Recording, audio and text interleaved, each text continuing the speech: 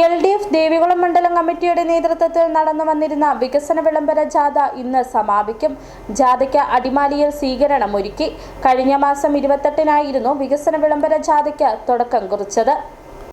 നിയമസഭാ തെരഞ്ഞെടുപ്പ് തൊട്ടരികിൽ നിൽക്കെ സംസ്ഥാന സർക്കാരിന്റെ വികസന പ്രവർത്തനങ്ങൾ ജനങ്ങളിലേക്ക് എത്തിക്കുകയെന്ന ലക്ഷ്യത്തോടെയാണ് LDF ദേവികുളം മണ്ഡലം കമ്മിറ്റിയുടെ നേതൃത്വത്തിൽ വികസന വിളംബര ജാഥയ്ക്ക് രൂപം നൽകിയിട്ടുള്ളത്. അഡ്വക്കേറ്റ് എ രാജ MLA ക്യാപ്റ്റനായും അഡ്വക്കേറ്റ് AM മാത്യു വൈസ് ക്യാപ്റ്റനായും അഡ്വക്കേറ്റ് ടി ചന്ദ്രപാൽ ജാഥ മാനേജറായിട്ടുമാണ് വികസന വിളംബര ജാഥ നടന്നുവരുന്നത്. ജാഥയ്ക്ക് അടിമാലിയിൽ സ്വീകരണം ഒരുക്കി.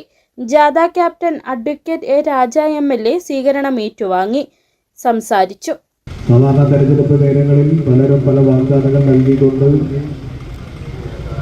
വോട്ട് വാങ്ങിച്ചിട്ട് പോകുന്നതല്ലാതെ ആ വാഗ്ദാനങ്ങളെല്ലാം നടപ്പിലാക്കാൻ വേണ്ടിയുള്ളതാണ് എന്ന് കാണിച്ചു തന്ന ഒരു ഗവൺമെന്റ് ആയിരുന്നു കേരളത്തിലെ ഇടതുപക്ഷ ജനാധിപത്യ മുന്നണിയുടെ ഗവൺമെന്റ്.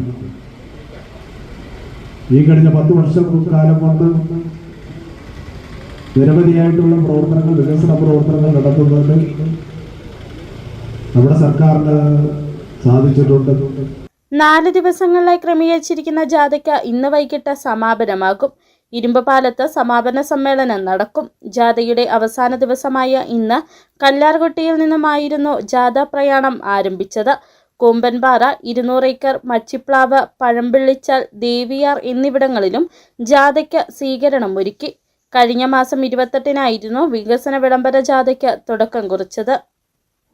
City vision, Adimali.